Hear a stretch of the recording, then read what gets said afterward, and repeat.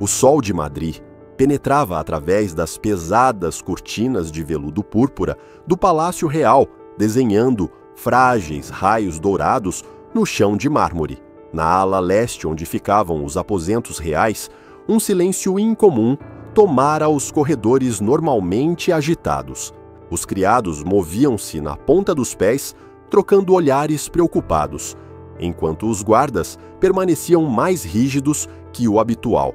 No quarto principal, a rainha Isabel de Bourbon e Médici jazia exausta sobre lençóis de seda, seu rosto pálido, como cera, com mechas de cabelo preto coladas à testa pelo suor.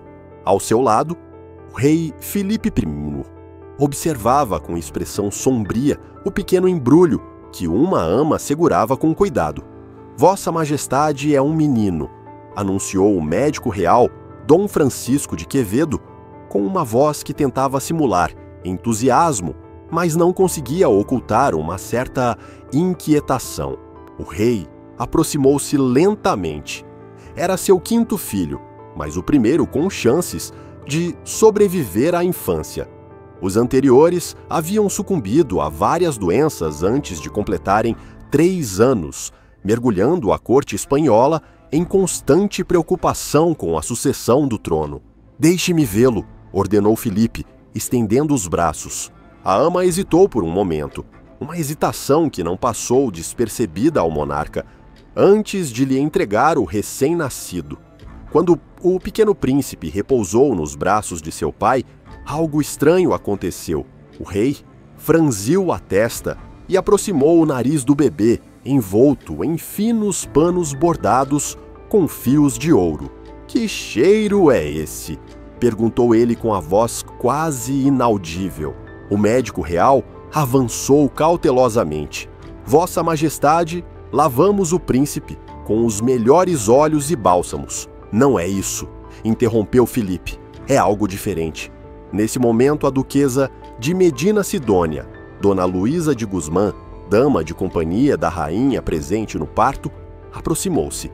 Com mais de 60 anos e a experiência de dezenas de nascimentos nobres, ela era conhecida por sua franqueza. "É o cheiro da morte, Vossa Majestade", disse ela em voz baixa, mas firme. "Eu o senti antes em campos de batalha e em casas assoladas pela peste." Um silêncio sepulcral caiu sobre o aposento. A rainha, ainda enfraquecida, soluçou baixinho. O rei, cujo rosto empalidecera, devolveu o bebê à ama mecanicamente. "Ninguém, absolutamente ninguém fora desta sala, deve saber disso", ordenou ele com voz cortante. "O príncipe Carlos Baltazar será apresentado à corte em 3 dias, conforme a tradição. Enquanto isso, os melhores médicos do reino o examinarão e você, Francisco, não sairá de seu lado."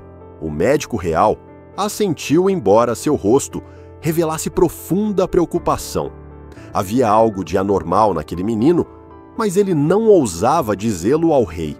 3 semanas depois, no gabinete privado do rei, Dom Francisco relatou a um pequeno grupo, o monarca, seu conselheiro pessoal, o conde-duque de Olivares e, surpreendentemente, um visitante estrangeiro, o Dr. Heinrich von Leyden, médico pessoal do imperador austríaco e parente distante da família real espanhola.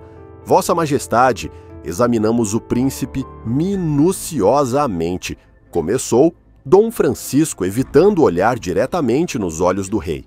"Seu desenvolvimento físico parece normal para um recém-nascido, embora ele apresente uma palidez incomum.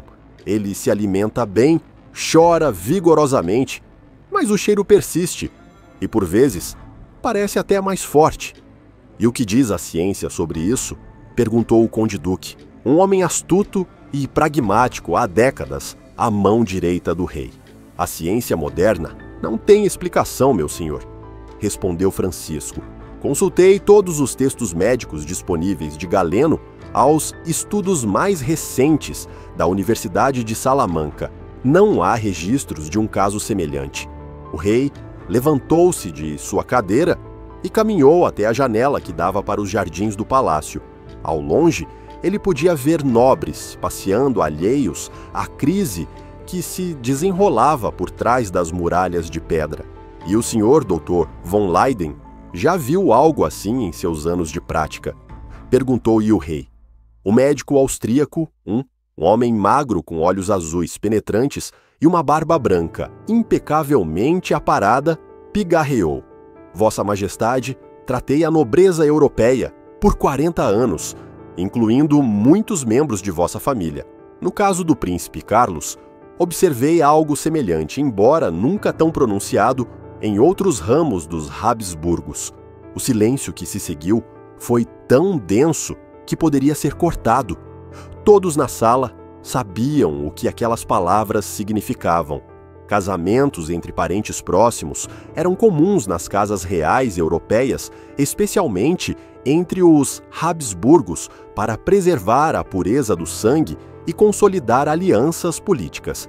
Continue, ordenou o rei, sua voz revelando uma mistura de medo e resignação. Eu chamo isso de necrose genética. Vossa Majestade, explicou von Leyden, é como se o corpo já nascesse parcialmente morto. Os tecidos se decompõem mais rápido que o normal. Observei sintomas semelhantes nos arquiduques da Áustria, embora em formas diferentes, mandíbulas deformadas, distúrbios mentais, incapacidade de gerar descendentes saudáveis. Está dizendo que meu filho está amaldiçoado, interrompeu Filipe com a voz quase inaudível. Von Leyden sustentou o olhar do rei com dignidade profissional. Não exatamente, Vossa Majestade. O príncipe pode viver muitos anos, talvez até alcançar a idade adulta, mas sua vida será diferente, e é provável que o cheiro nunca desapareça. E não há cura nada que a medicina possa fazer, perguntou o conde-duque. Não com a medicina atual, respondeu von Leyden. Mas há tratamentos que podem aliviar os sintomas, banhos especiais, dietas específicas, exercícios que podem fortalecer sua constituição.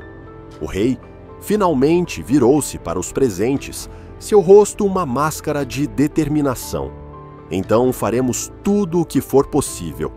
E enquanto isso, ninguém, absolutamente ninguém fora desta sala, deve saber da verdadeira natureza da doença do príncipe. Olivares, providencie uma explicação para a corte. Algo sobre um perfume especial que o príncipe usa por razões cerimoniais. Sim, Vossa Majestade, assentiu o conde-duque. E o Sr. Dr. von Leyden, ofereço-lhe o dobro de seu salário atual para permanecer em Madrid como médico pessoal do príncipe. O austríaco inclinou a cabeça. É uma honra, Vossa Majestade, mas devo discutir isso com o imperador. Espola, envio-lhe uma carta pessoal, pedindo seus serviços, respondeu Filipe. Isso vai além da política. Trata-se da sobrevivência de nossa dinastia. A 5 quilômetros do Palácio Real, no bairro de Lavapiés, uma jovem de 17 anos corria pelas ruas estreitas. Ana Maria Hernandes, filha de um respeitável, porém modesto boticário, carregava um pacote cuidadosamente embrulhado. Seu pai recebera um pedido incomum: preparar um unguento especial com ervas importadas da Nova Espanha, algumas tão raras que ele nunca ouvira falar delas. O mensageiro real fora claro, o unguento deveria ser entregue antes do anoitecer e ninguém deveria saber de sua existência. O pagamento era generoso o suficiente para garantir meses de conforto para sua família. Ana Maria virou uma esquina e deparou-se com um grupo de jovens nobres que riam alto. Entre eles, reconheceu Diego de Velázquez, aprendiz do pintor da corte, que a cumprimentou com um gesto discreto. Ana Maria, o que te traz aqui? Perguntou ele, afastando-se brevemente de seus companheiros. Assuntos de meu pai, respondeu ela, segurando o pacote contra o peito. Diego a observou com curiosidade. Aos 20 anos, ele já era conhecido por seu talento excepcional e sua aguçada capacidade de observação. Deve ser algo importante para seu pai mandar você sozinha, sendo tão protetor. Ana Maria deu de ombros, tentando minimizar o assunto. Apenas ervas medicinais, nada de extraordinário, para a corte, suponho. Diego insistiu. Há rumores de que o pequeno príncipe não está bem de saúde. Dizem que ele tem um cheiro estranho que nenhum perfume consegue disfarçar. Ana Maria sentiu um calafrio. Seu pai não lhe dera detalhes sobre o propósito do unguento, mas agora as peças começavam a se encaixar. Você não deveria dar ouvidos a fofocas, respondeu ela, esforçando-se para manter um tom casual. Preciso ir, está ficando tarde. Diego assentiu, mas seus olhos revelavam que ele não estava convencido. Tome cuidado, Ana Maria. Os segredos do palácio são muitas vezes perigosos para quem os conhece.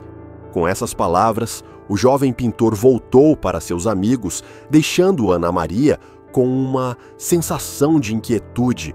Ela acelerou o passo, ciente de que o que carregava nas mãos poderia ser mais importante do que imaginava. Em uma praça perto do palácio, um homem vestido com roupas simples, mas de alta qualidade, aproximou-se. Você traz o pedido do boticário Hernandes? Perguntou ele em voz baixa. Ana Maria assentiu e entregou popurrí ao pacote. O homem o inspecionou rapidamente antes de lhe entregar uma pequena bolsa que tilintava com o peso das moedas. Seu pai serviu bem a coroa, disse ele. É possível que precisemos de mais de seus serviços no futuro. Quando o homem se afastou, Ana Maria não conseguiu conter sua curiosidade. Que doença o príncipe poderia ter que exigia tratamentos tão peculiares? E por que tanto segredo? Ela não imaginava que logo estaria muito mais envolvida nesse mistério do que jamais poderia ter sonhado. O tempo passou implacavelmente na corte espanhola.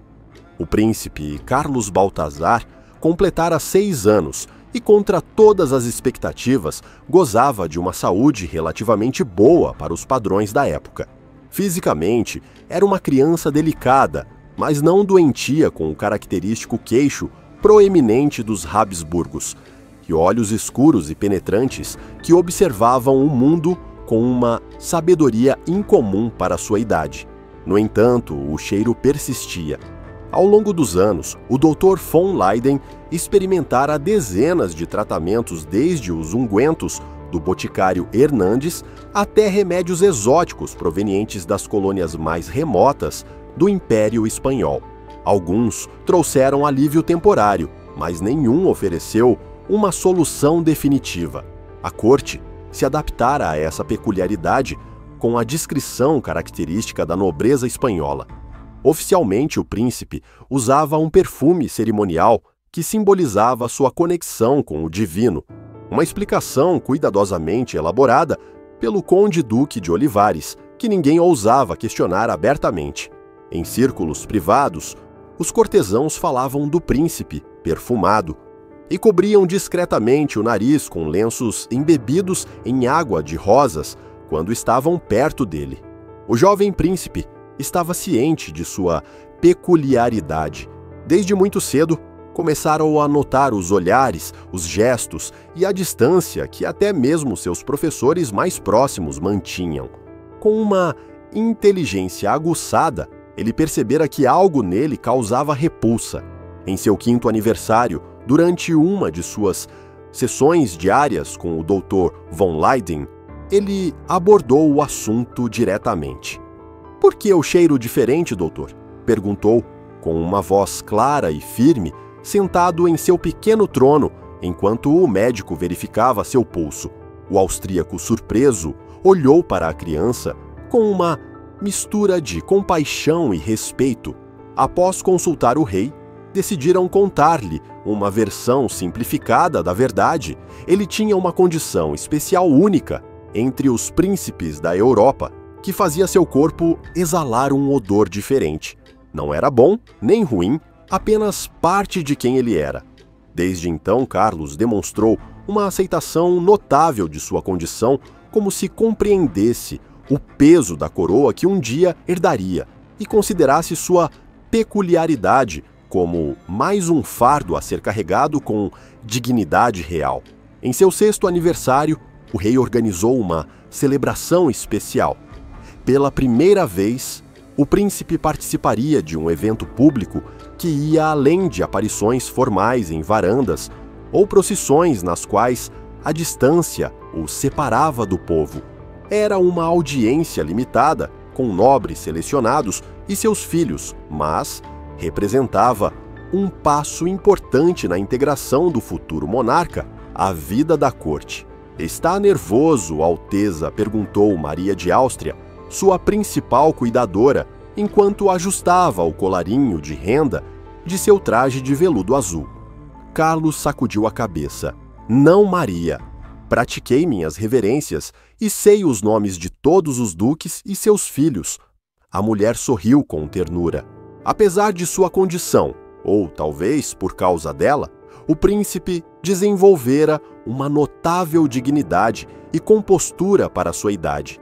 Ele passava horas estudando protocolo, história e latim, demonstrando uma dedicação que surpreendia até seus professores mais rigorosos. "Acha que eles vão gostar de mim?", perguntou a criança de repente, deixando transparecer por um momento a vulnerabilidade por trás de sua fachada principesca. Maria hesitou por um instante. "Vós sois o príncipe da Espanha, o futuro rei do maior império que o mundo já viu. Não se trata de agradar, mas de impor respeito." Carlos assentiu, mas seus olhos revelaram que ele entendera a resposta evasiva. O salão do trono estava decorado com flores frescas estrategicamente posicionadas para encher o ambiente com seu perfume. Candelabros de prata sustentavam velas perfumadas e as janelas estavam abertas para permitir a circulação do ar. Cada detalhe fora cuidadosamente planejado para minimizar a percepção do odor do príncipe. Quando Carlos entrou, anunciado por pajens, os presentes fizeram profundas reverências. Entre eles estava Ana Maria Hernandes, agora com 23 anos, e elevada socialmente pela graça da corte. Seu pai falecera 2 anos antes, mas ela continuara o negócio da família, especializando-se nos tratamentos para o príncipe e conquistando um lugar como a assistente do Dr. von Leyden. Ana Maria observava o pequeno príncipe avançar com passos comedidos. Havia algo comovente em sua dignidade infantil, na maneira como mantinha a cabeça erguida, mesmo ciente dos olhares que o seguiam. Desde que começara a trabalhar na corte, ela desenvolvera um apego especial pela criança, impressionada por sua inteligência e pela força com que suportava sua condição. O protocolo determinava que os nobres apresentassem seus filhos ao príncipe, que os cumprimentava com uma leve inclinação de cabeça.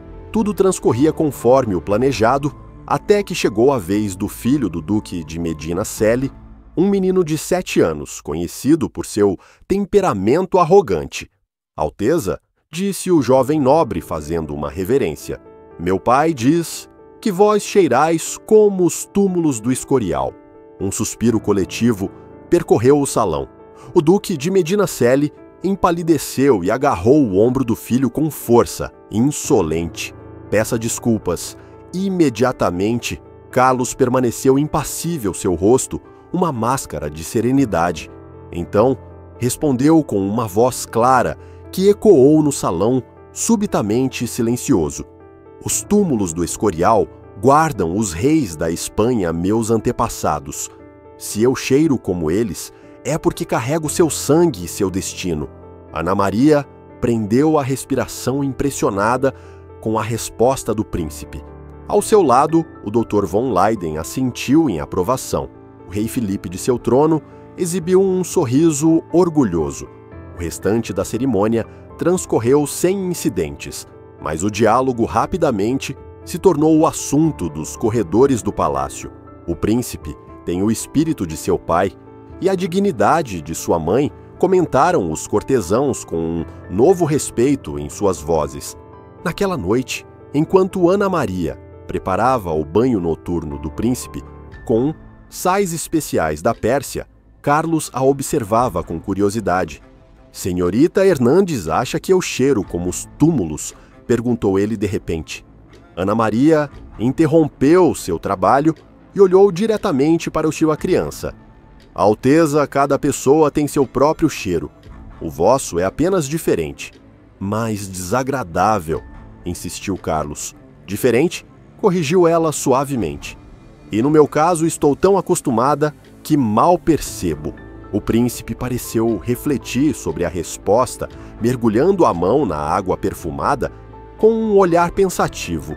O Dr. von Leyden diz que minha condição é hereditária. Sabe o que isso significa? Significa que vem de vossos antepassados. Alteza, respondeu Ana Maria, e meus filhos também vão cheirar assim, perguntou ele com inocência infantil, mas com implicações dinásticas. Ana Maria ficou momentaneamente sem palavras. A medicina avança a cada dia, Alteza. Quando tiverdes filhos, talvez já tenhamos encontrado uma cura. Carlos assentiu, aparentemente, satisfeito com a resposta. Ele tirou o roupão e entrou na banheira, enquanto Ana Maria lavava seus cabelos com movimentos gentis e eficientes. O menino de Medinaceli foi cruel, mas honesto, comentou o príncipe enquanto se enxaguava. Prefiro honestidade a mentiras sussurradas. Sois sábio para a vossa idade. Alteza, respondeu Ana Maria, surpresa com a maturidade da observação. Não é sabedoria, retrucou Carlos, é necessidade. Um rei não pode se permitir viver na ignorância, nem mesmo um rei que cheira à morte.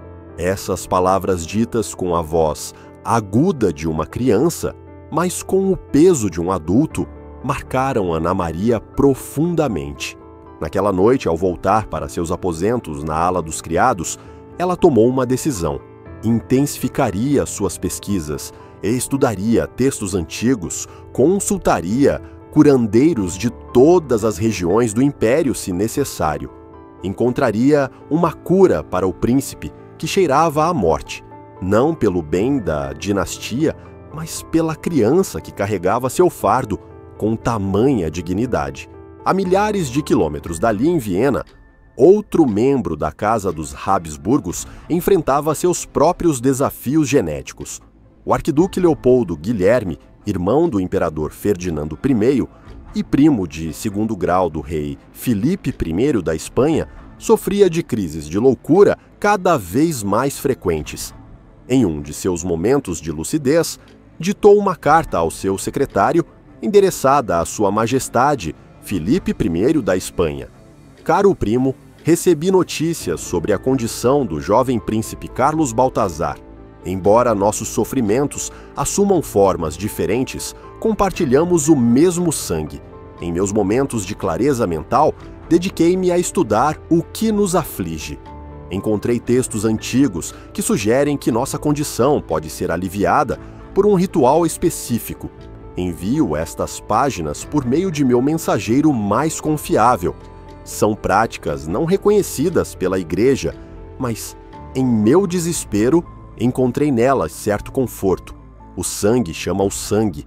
A vida pode renovar o que a morte corrompe. Seu fiel primo, Leopoldo Guilherme de Habsburgo. O mensageiro partiu para Madrid, carregando documentos que continham conhecimentos proibidos, rituais pagãos disfarçados com um verniz cristão para torná-los aceitáveis à extremamente católica corte espanhola.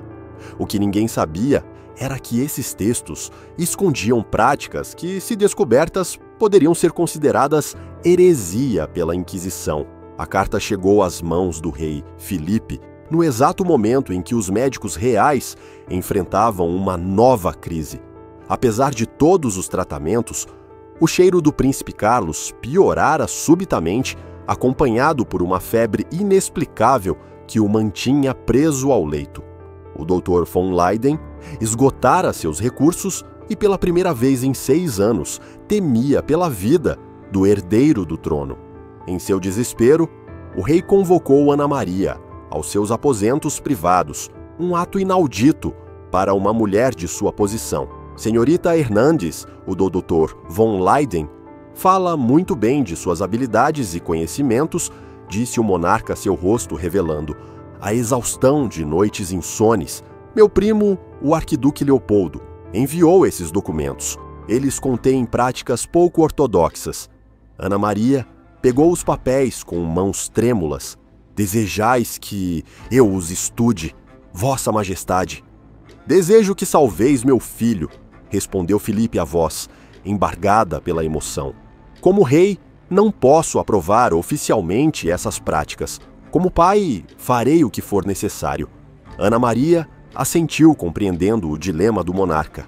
Estudarei esses documentos imediatamente. Vossa Majestade, e se encontrar algo que possa ajudar o príncipe, tomarei a responsabilidade por aplicá-lo. A coroa vos protegerá, é claro, acrescentou o rei, mas precisamos ser discretos. A Inquisição tem olhos e ouvidos em todos os lugares. Naquela mesma noite, Ana Maria trancou-se em seu pequeno laboratório no palácio. Os documentos enviados pelo arquiduque descreviam rituais de renovação do sangue baseados em antigas práticas pagãs do leste europeu. A premissa básica era que sangue novo poderia purificar o sangue corrompido se uma troca cerimonial fosse realizada sob certas condições. À luz de uma vela, Ana Maria estudou os textos com uma mistura de fascínio científico e desconforto religioso. Como filha de um boticário treinado na tradição empírica, reconheceu elementos que poderiam ter base médica. Como espanhola criada na fé católica, estremeceu diante dos aspectos rituais que beiravam a heresia. Após horas de análise, ela chegou a uma conclusão. Adaptaria o procedimento, eliminando os elementos pagãos e concentrando-se no que parecia cientificamente fundamentado. Precisaria de sangue fresco de um doador saudável, preferencialmente jovem, e não aparentado com os Habsburgos, misturado com ervas específicas antes de ser administrado ao príncipe. O risco era enorme. Se o procedimento falhasse, ela não apenas perderia a graça da corte, mas poderia enfrentar acusações de bruxaria ou até de atentado contra a vida do herdeiro do trono. Mas, se desse certo, poderia aliviar o sofrimento do jovem príncipe e garantir a continuidade da dinastia. Com determinação, Ana Maria começou a preparar o necessário. O destino da criança que cheirava à morte agora estava, pelo menos em parte, em suas mãos. A noite escolhida para o procedimento era escura e sem lua, como se o próprio céu quisesse ocultar o que aconteceria nas profundezas do Palácio Real. Ana Maria escolhera a data cuidadosamente, não por superstição, mas por razões práticas. Coincidia com a ausência da maioria dos cortesãos que haviam viajado para uma celebração religiosa em El Escorial. Em uma pequena câmara ao lado dos aposentos do príncipe, Ana Maria preparara tudo uma mesa de carvalho coberta com um pano de linho branco. Exibia frascos de vidro com extratos de ervas e escalpelos de prata, o metal que, segundo os textos do arquiduque, menos interferia nas propriedades do sangue, e vários recipientes de cerâmica vitrificada. O Dr. von Leyden observava com expressão grave enquanto Ana Maria fazia os preparativos finais. O médico austríaco, após muita deliberação, concordara em participar, convencido pelo agravamento do estado do príncipe e pela aprovação tácita do rei. «Tem certeza, senhorita Hernandes?» perguntou ele em voz baixa. «O que propõe vai além da medicina conhecida». Ana Maria ajustou o pavio de uma lamparina antes de responder. «Não tenho certeza de nada, doutor, mas estudei os textos do arquiduque e eliminei tudo o que parecia mera superstição. O que resta tem certa lógica médica, ainda que rudimentar». E o doador perguntou von Leyden, olhando para a porta fechada. «Chegará a qualquer momento», respondeu ela. «Escolhi alguém jovem, saudável e sem laços com a casa real». Como se invocado, um leve batida soou à porta. Ana Maria respirou fundo antes de abri-la, revelando um jovem de cerca de 20 anos, alto, robusto, com um chapéu de aba larga que ocultava parcialmente seu rosto. Diego cumprimentou Ana Maria, permitindo-lhe entrar. Diego de Velázquez, agora pintor oficial da corte e amigo de infância de Ana Maria em Lavapiés, inclinou a cabeça respeitosamente diante do Dr. von Leyden. Quando Ana Maria me explicou a situação do príncipe, não pude recusar, disse o artista tirando o chapéu. Se meu sangue pode ajudar o herdeiro da Espanha, é um preço pequeno pela honra que a coroa me concedeu. Von Leyden examinou o jovem pintor com um olhar clínico, notando sua pele clara e saudável, seus movimentos ágeis e a inteligência brilhando em seus olhos. Um excelente doador, murmurou quase para si mesmo. Ana Maria explicou o procedimento com calma, metódica, como se descrevesse a preparação de um remédio comum, não um ritual adaptado de textos proibidos. Coletarei uma pequena quantidade de sangue de seu braço Diego. Vou misturá-lo com estes extratos e administrá-lo ao príncipe por meio de uma incisão superficial em seu antebraço. Todo o processo deve ser concluído antes que o sangue coagule. Vai doer? Perguntou uma voz infantil, vinda da porta, que levava aos aposentos reais. Os 3 adultos se viraram surpresos. O príncipe Carlos de camisola, e com o rosto pálido de febre, os observava com olhos brilhantes e curiosos. Alteza, deveríeis estar descansando, disse von Leyden, apressando-se para levá-lo de volta à cama. Não quero descansar, respondeu a criança com uma determinação inesperada. Quero saber o que estão fazendo comigo. Ana Maria trocou um olhar com o médico antes de se aproximar do príncipe e se ajoelhar para ficar na altura de seus olhos. Vamos tentar um novo tratamento, Alteza. É experimental, mas acreditamos que pode melhorar vossa condição. Carlos assentiu como se confirmasse algo que já sabia. Vão usar sangue? Perguntou, apontando para os instrumentos sobre a mesa. Sim, Alteza, respondeu Ana Maria, decidindo que a honestidade era a melhor abordagem. Uma pequena quantidade de sangue do Sr. Velázquez misturada com ervas medicinais. O príncipe observou o pintor com interesse. Vós sois Velázquez que pintou o retrato? De meu pai a cavalo. Diego fez uma reverência. O mesmo Alteza? Carlos se aproximou do artista com passos hesitantes. Minha ama diz que tendes mãos abençoadas por Deus. Talvez vosso sangue também seja. Esse comentário pronunciado com a inocência de uma criança, mas com uma seriedade inadequada para sua idade, causou um breve silêncio na sala. Ana Maria sentiu um arrepio percorrer sua espinha. De algum modo, o príncipe captara a essência do que tentavam, uma transferência não apenas de sangue, mas de vitalidade, de saúde, quase como uma bênção. Está bem, disse finalmente o Dr. von Leyden, recuperando sua compostura profissional. Já que Vossa Alteza está acordado, talvez seja melhor prosseguir agora. A febre diminuiu temporariamente, o que é favorável para o procedimento. O príncipe foi acomodado em uma poltrona, com almofadas estrategicamente posicionadas para sustentar seu corpo frágil. Diego sentou-se em um banquinho ao seu lado e arregaçou a manga, expondo-o rio do braço.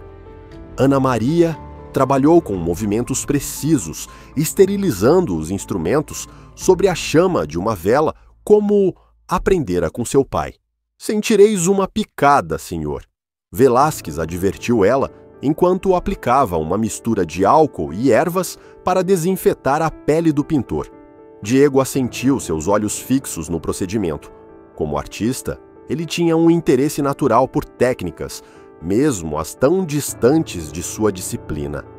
Ana Maria fez uma incisão limpa em seu antebraço e coletou o sangue que brotou em uma pequena tigela de cerâmica. Ela adicionou gotas de vários extratos de ervas, repetindo mentalmente as proporções que estudara nos documentos do arquiduque. Enquanto isso, o Dr. von Leyden preparava o braço do príncipe, explicando cada passo com uma voz suave para mantê-lo calmo.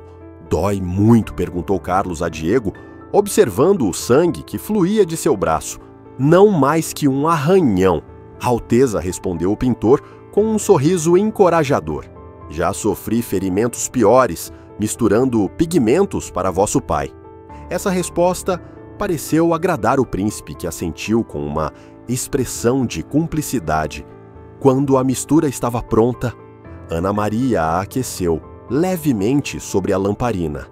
O líquido, agora de um vermelho mais escuro e com um brilho peculiar, exalava um aroma que parcialmente encobria o cheiro característico do príncipe. Estamos prontos, Alteza, anunciou ela, aproximando-se com a tigela e um pequeno escalpelo de prata. Carlos estendeu o braço, sem hesitar, com uma confiança que comoveu os presentes. Ana Maria fez uma incisão superficial, apenas o suficiente para que algumas gotas de sangue surgissem, e então aplicou a mistura diretamente na ferida, permitindo que os dois sangues se misturassem. Von Leyden observava com atenção clínica, enquanto Diego, agora com uma bandagem no braço, contemplava a cena com a concentração que dedicava ao estudo de um modelo para um retrato. Agora precisamos esperar, disse Ana Maria, enquanto enfaixava cuidadosamente o braço do príncipe. As horas seguintes transcorreram em uma vigília tensa. Surpreendentemente, o príncipe não demonstrou sinais imediatos de desconforto, mas caiu em um sono profundo logo após o procedimento. Von Leyden monitorava seus sinais vitais continuamente, enquanto Ana Maria preparava infusões para manter todos alertas. É fascinante, comentou Diego, em voz baixa, sentado junto à janela e desenhando em um pequeno caderno. Na minha arte, misturo pigmentos para criar algo novo. Vós misturaste sangue para alcançar o mesmo efeito. A comparação é poética, mas imprecisa, respondeu von Leyden, com um leve sorriso. O corpo humano é muito mais complexo que qualquer tela e muito mais misterioso, acrescentou Ana Maria, observando o príncipe adormecido. O que fazemos é tanto fé quanto ciência. Nesse momento, Carlos se mexeu no sono, murmurando palavras ininteligíveis. Os três adultos se prepararam para qualquer reação adversa. Mas quando o príncipe abriu os olhos, havia neles uma clareza que não viam há semanas. Estou com fome, declarou ele simplesmente, sentando-se com mais energia do que demonstrara em dias. Von Leyden aproximou-se rapidamente e tocou sua testa com mãos experientes. A febre sumiu, anunciou com espanto mal disfarçado. Ana Maria também se aproximou e notou algo ainda mais surpreendente. O cheiro diminuiu significativamente. Os três trocaram olhares de esperança cautelosa. Seria possível que o procedimento tivesse funcionado ou seria apenas uma melhora temporária, como tantas outras que haviam testemunhado nos últimos anos? As semanas seguintes confirmaram o inimaginável. O tratamento teve um efeito significativo. O cheiro característico do príncipe, embora não completamente eliminado, foi reduzido a um nível que podia ser facilmente disfarçado com perfumes convencionais. Sua saúde geral melhorou notavelmente e ele demonstrou um vigor que surpreendeu até os mais otimistas. Informado do sucesso do procedimento, o rei Felipe convocou Ana Maria para uma audiência privada. A jovem boticária, agora elevada ao posto de médica especial de Sua Alteza Real, uma posição criada especialmente para ela, apresentou-se com a modéstia que sempre a caracterizara. Conseguistes o que os melhores médicos da Europa consideravam impossível, declarou o monarca, examinando-a com um olhar penetrante. A coroa da Espanha está em dívida convosco. Apenas apliquei conhecimentos descobertos por outros antes de mim, Vossa Majestade, respondeu Ana Maria, inclinando a cabeça. E o mérito também pertence ao Dr. von Leyden e ao Sr. Velázquez. Velázquez receberá encomendas adicionais e um aumento em sua pensão, declarou o rei. Von Leyden foi devidamente recompensado. Quanto a vós, Filipe fez uma pausa, pesando suas palavras. Entendo que o tratamento precisa ser repetido regularmente. Sim, Vossa Majestade. Nossas observações indicam que os efeitos duram cerca de 1 mês. Depois disso, o cheiro começa a se intensificar novamente. O rei assentiu como se a confirmação estivesse em linha com suas próprias conclusões. Então, vossa presença na corte será necessária por tempo indeterminado. Concederei a vós um título de nobreza menor para facilitar vossa posição e evitar fofocas. Condessa de Lavapiés. Parece apropriado, não achais? Ana Maria disfarçou sua surpresa. Um título de nobreza era algo que ela, filha de um simples boticário, jamais imaginara. É uma honra imerecida, Vossa Majestade. Ao contrário, retrucou o rei, é pouco para quem assegurou a continuidade de nossa dinastia. Além disso, acrescentou com um leve sorriso, meu filho parece ter grande apreço por vós. Ele pergunta por vós constantemente. Isso não surpreendeu Ana Maria. Desde o procedimento, ela desenvolvera uma relação especial com o jovem príncipe, que a procurava não apenas para os tratamentos, mas também para conversar sobre ervas ciências naturais e até para ouvir histórias. De certa forma, ela se tornara uma figura materna para a criança, cuja mãe verdadeira, a rainha Isabel, mantinha a distância formal típica da educação real. Ele é uma criança excepcional, Vossa Majestade, respondeu ela com sinceridade. Sua inteligência e dignidade são admiráveis, especialmente diante dos desafios que enfrentou. O rei pareceu satisfeito com a resposta. Quando Carlos alcançar a idade adulta e compreender plenamente sua condição, precisará de aliados leais, pessoas que o conheçam não apenas como príncipe, mas como a criança que ele é agora. Ana Maria compreendeu a mensagem implícita. Seu papel ia além de simplesmente fornecer tratamentos. Ela agora fazia parte do círculo íntimo que protegeria o futuro rei. Com o tempo, o procedimento passou a ser repetido mensalmente com pequenas variações. Diego permaneceu o principal doador e desenvolveu uma relação de mestre e aluno com o príncipe que demonstrava certo talento para o desenho. Von Leyden supervisionava cada sessão, documentando cuidadosamente os efeitos e ajustando as proporções das misturas de ervas conforme necessário.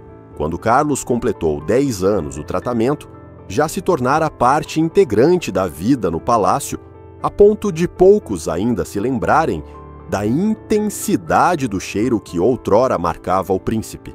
Os cortesãos atribuíam a melhora à maturação natural da criança ou aos tratamentos convencionais de Von Leyden, sem saber do ritual mensal conduzido em segredo absoluto. Mas a tranquilidade foi abalada por um evento inesperado. Durante uma visita diplomática, o arquiduque Leopoldo Guilherme, primo do rei e autor dos documentos que inspiraram o tratamento, solicitou uma audiência privada com o monarca e o príncipe. Em uma câmara reservada, com apenas Von Leyden e Ana Maria como conselheiros médicos, o arquiduque observou o jovem Carlos com uma intensidade quase predatória. O sangue funcionou, declarou ele finalmente, voltando-se para o rei. A criança tem boa cor e o cheiro é quase imperceptível. Meus parabéns, primo. Filipe inclinou a cabeça em agradecimento, embora sua expressão permanecesse cautelosa. Vossos documentos foram inestimáveis, Leopoldo. A coroa da Espanha está em dívida convosco.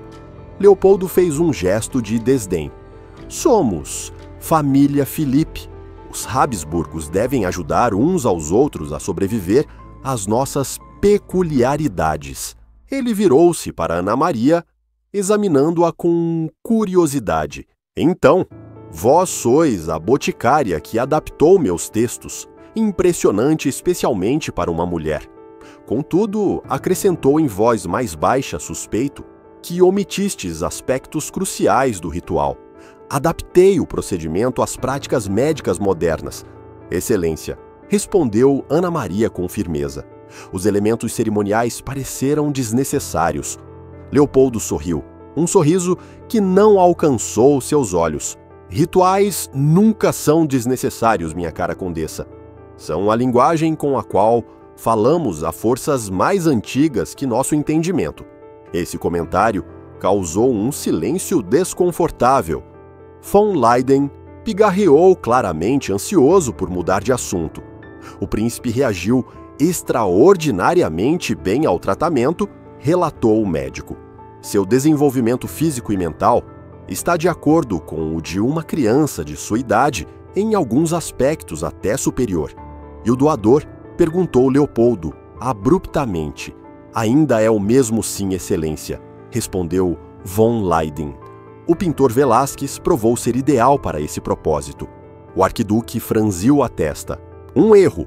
Deveríeis alternar os doadores. O sangue se adapta, perde sua eficácia. Carlos, que acompanhava a conversa em silêncio, falou de repente. Gosto do sangue do senhor Velázquez. Ele me faz forte. Leopoldo virou-se para a criança, examinando-a com renovado interesse.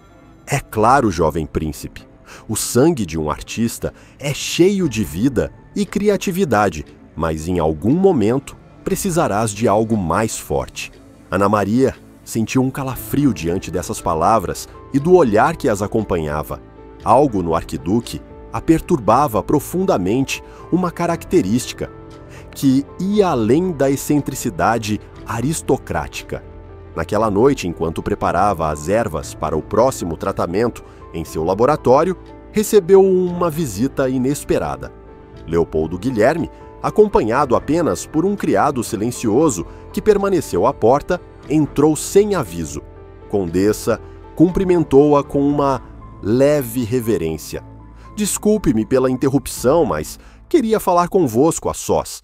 Ana Maria ficou tensa, ciente da impropriedade da situação, mas cautelosa demais para mencioná-la. Como posso servi-lo, excelência Leopoldo? Aproximou-se, examinando os frascos e preparados em sua mesa de trabalho. Fizestes um trabalho admirável com o príncipe, realmente admirável, mas incompleto. Incompleto, repetiu ela, mantendo a compostura. Os textos que enviei continham instruções específicas para a cerimônia completa, explicou o arquiduque, pegando um frasco e examinando-o à luz da lamparina. Instruções que, ao que parece, ignorastes deliberadamente. Adaptei o procedimento às práticas médicas aceitas, excelência, respondeu Ana Maria com firmeza. E os resultados foram satisfatórios. Satisfatórios, repetiu Leopoldo, emitindo uma risada curta e sem humor. Conseguistes suprimir os sintomas, não curar a doença. A necrose genética ainda está lá adormecida, mas não derrotada. Ana Maria sustentou seu olhar. E o que proporíeis, Leopoldo, se aproximou tão perto que Ana Maria sentiu seu odor corporal estranhamente semelhante ao do príncipe, mas com uma nota quase adocicada. O sangue do pintor serviu até agora, disse ele em voz baixa, quase um sussurro. Mas, para uma cura verdadeira, precisais de sangue especial, sangue inocente. Ana Maria recuou instintivamente. O que estáis sugerindo, excelência? Nada que não tenha sido feito antes, pela sobrevivência de nossa dinastia, respondeu Leopoldo com uma calma perturbadora. Um pequeno sacrifício por um bem maior. O sangue de uma criança oferecido voluntariamente por seus pais em troca de riquezas e títulos poderia curar o príncipe permanentemente. O horror que Ana Maria sentiu deve ter transparecido em seu rosto, pois Leopoldo sorriu com uma espécie de condescendência. Vejo que a ideia vos perturba. Sois jovem e ainda não compreendeis as necessidades das grandes dinastias. Mas pensai, condessa, um único sacrifício para assegurar o futuro da Espanha e de toda a Europa. Eu nunca participaria de algo assim, respondeu Ana Maria, a voz trêmula de indignação. E Sua Majestade jamais permitiria. Tende certeza? Perguntou Leopoldo, erguendo uma sobrancelha. Filipe é um rei, mas também um pai desesperado. Reis já fizeram coisas piores por seus herdeiros. Antes que Ana Maria pudesse responder, a porta se abriu com violência. Diego de Velázquez, pálido, mas determinado, entrou seguido por 2 guardas reais. Sua Majestade solicita vossa presença imediata. Excelência, anunciou o pintor com formalidade tensa. Leopoldo examinou os recém-chegados com uma expressão impassível. É claro, não podemos deixar meu primo real esperando. Enquanto o arquiduque saía acompanhado pelos guardas, Diego aproximou-se de Ana Maria. Estás bem? Perguntou em voz baixa, abandonando o protocolo formal que mantinham em público. Ana Maria assentiu, embora suas mãos ainda tremessem. Como soubeste? O príncipe, respondeu Diego. O arquiduque conversou com ele após a reunião. Carlos não entendeu tudo, mas o suficiente para ficar preocupado. Ele veio até mim imediatamente. Essa revelação surpreendeu Ana Maria. O jovem príncipe que todos tentavam proteger acabara protegendo-a. Precisamos falar com o rei, decidiu ela. As propostas do arquiduque são monstruosas. Diego assentiu gravemente. Ele já foi informado. Por isso, convocou Leopoldo. Naquela noite, o arquiduque Leopoldo Guilherme deixou a corte espanhola escoltado por guardas que pareciam mais uma escolta de contenção do que de honra. O incidente nunca foi mencionado oficialmente, mas os olhares de gratidão que o rei dirigiu a Ana Maria e Diego nos dias seguintes falaram por si sós. O que ninguém poderia prever era que esse incidente, aparentemente resolvido, teria consequências que iriam além das muralhas do palácio, influenciando não apenas o futuro do príncipe, que cheirava à morte, mas o destino da própria dinastia dos Habsburgos na Espanha. 2 anos depois, quando Carlos completou 12 anos, um novo desafio surgiu. Diego de Velázquez, após anos como doador regular, começou a mostrar sinais de fraqueza, nada grave ou alarmante, mas suficiente para preocupar von Leyden. As retiradas constantes de sangue estão afetando sua saúde, explicou o médico a Ana Maria enquanto revisavam os resultados mais recentes do tratamento do príncipe. Precisamos encontrar um doador alternativo, ou pelo menos complementar. O arquiduque sugeriu alternar os doadores, lembrou Ana Maria relutantemente. Embora seus motivos fossem questionáveis, ele pode estar certo nesse ponto. O problema, respondeu von Leyden, é encontrar alguém adequado.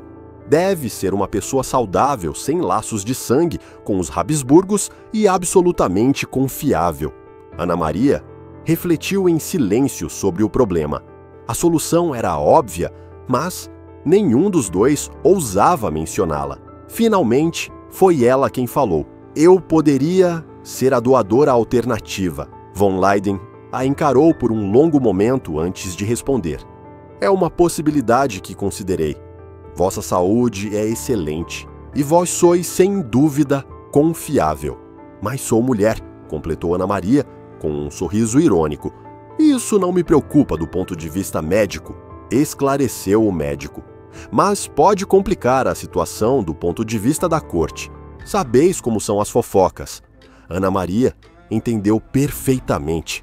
Como mulher solteira, que passava muito tempo com o príncipe, ela já era alvo de algumas especulações, apesar de seu título e posição oficial. A saúde do príncipe é prioritária, decidiu ela finalmente. Falarei pessoalmente com Sua Majestade. O rei, Filipe, mostrou-se pragmático ao ouvir a proposta. Se o Dr. von Leyden aprova do ponto de vista médico, não vejo objeções. Quanto às fofocas, elas existirão de qualquer forma. A coroa vos protegerá como sempre. Assim começou uma nova fase no tratamento do príncipe. Diego permaneceu o principal doador, mas Ana Maria passou a contribuir regularmente, permitindo que o pintor se recuperasse entre as sessões. Surpreendentemente, essa combinação pareceu ter um efeito ainda mais positivo sobre Carlos, cuja saúde e vitalidade alcançaram um nível nunca antes visto. O príncipe, agora à beira da adolescência, desenvolveu uma personalidade complexa e fascinante. Ele mantinha a dignidade e a compostura que o caracterizavam desde a infância, mas também exibia uma curiosidade intelectual insaciável e um genuíno interesse por arte e ciência.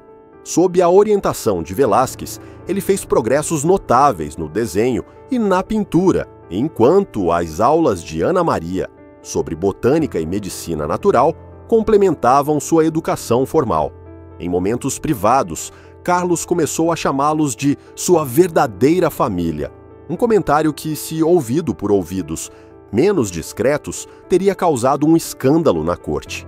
Para o jovem príncipe, a conexão forjada por anos de tratamentos e conversas íntimas era mais significativa que as relações formais e distantes que mantinha com a maioria dos membros da família real. Certo dia, enquanto Ana Maria preparava uma infusão em seu pequeno laboratório, agora permanentemente instalado na ala do príncipe Carlos, entrou sem aviso, um hábito que se tornara comum. Já vos perguntastes se somos realmente quem pensamos que somos? Perguntou ele sem preâmbulos, sentando-se em um banquinho diante dela. Ana Maria o olhou com curiosidade. Aos 12 anos, Carlos ainda era de constituição franzina, mas perdera a fragilidade de sua infância. Seu rosto, com o característico queixo dos Habsburgos, exibia uma maturidade incomum para sua idade. É uma questão profunda, Alteza. O que vos levou a perguntar isso? Carlos brincou distraidamente com um frasco vazio. Estive lendo sobre sangue, sobre como ele carrega a essência do que somos. Vós e Diego me dão vosso sangue há anos. Isso não significa que agora eu sou, em parte, vós dois. Ana Maria sentiu um arrepio diante da perspicácia do comentário. Eles nunca haviam discutido abertamente as implicações filosóficas ou espirituais do tratamento. O sangue transporta nutrientes e oxigênio. A Alteza respondeu ela com cautela. É essencial à vida, mas não define quem somos. Vosso caráter, vossos pensamentos, vossas decisões. Isso é o que vos torna quem sois. Mas antes, eu cheirava a morte, insistiu Carlos, com a franqueza direta que só uma criança ousaria ter. Agora cheiro diferente e melhor, como se a morte tivesse se afastado de mim. Isso não significa que mudei fundamentalmente, Ana Maria, ponderou sua resposta. O príncipe merecia honestidade. Mudastes fisicamente, sim. O tratamento alterou certos aspectos de vossa constituição, mas vossa essência, aquilo que vos torna Carlos Baltazar de Habsburgo, permanece intacta. O príncipe pareceu refletir sobre isso. Às vezes sonho com lugares que nunca visitei, oficinas cheias de telas e tintas, ou jardins com ervas que sei nomear, embora nunca as tenha estudado. São vossas lembranças se infiltrando em mim. Essa revelação deixou Ana Maria momentaneamente sem palavras. Os textos do arquiduque mencionavam a possibilidade de uma transferência de essências, mas ela descartara isso como superstição. Seria possível que houvesse alguma verdade nisso.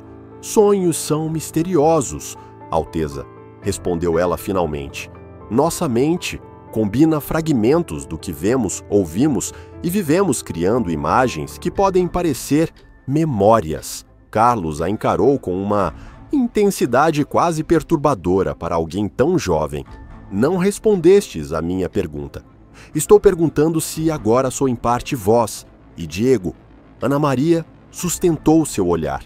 Se estáis perguntando se o tratamento criou um laço especial entre nós, a resposta é sim. Mas não porque sois menos vós mesmo, e sim porque contribuímos de maneira única para a vossa saúde e bem-estar. Isso pareceu satisfazer o príncipe, que assentiu lentamente. Gosto disso. Significa que nunca estarei realmente sozinho mesmo quando for rei, e todos se curvarem diante de mim, mas ninguém falar comigo com honestidade, essas palavras ditas com simplicidade, mas impregnadas de uma sabedoria e solidão precoces, tocaram Ana Maria profundamente. A criança que nascera cheirando a morte, crescera, compreendendo o peso de seu destino real, com uma clareza que muitos adultos jamais alcançariam. Sempre tereis pessoas que falarão convosco com honestidade, Alteza prometeu ela, segurando impulsivamente a mão do príncipe. Diego e eu estaremos ao vosso lado enquanto precisardes de nós. Carlos sorriu. Um sorriso genuíno que iluminou seu rosto juvenil. Eu sei. É a única coisa de que tenho certeza absoluta neste mundo cheio de máscaras e mentiras. Esse momento de conexão sincera marcou Ana Maria como um ponto de virada. O tratamento, que começara como uma tentativa desesperada de salvar a vida de um príncipe doente, tornara-se algo muito maior. Criara laços que transcendiam as barreiras de classe e protocolo, formando uma aliança que moldaria não apenas o futuro do príncipe, mas o da própria Espanha. O que ninguém poderia prever era que esses laços seriam em breve testados de uma maneira que nem mesmo os textos proibidos do arquiduque Leopoldo haviam antecipado.